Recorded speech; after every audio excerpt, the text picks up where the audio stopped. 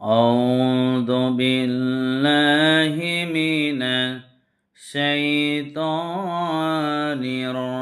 الرجيم بسم الله الرحمن الرحيم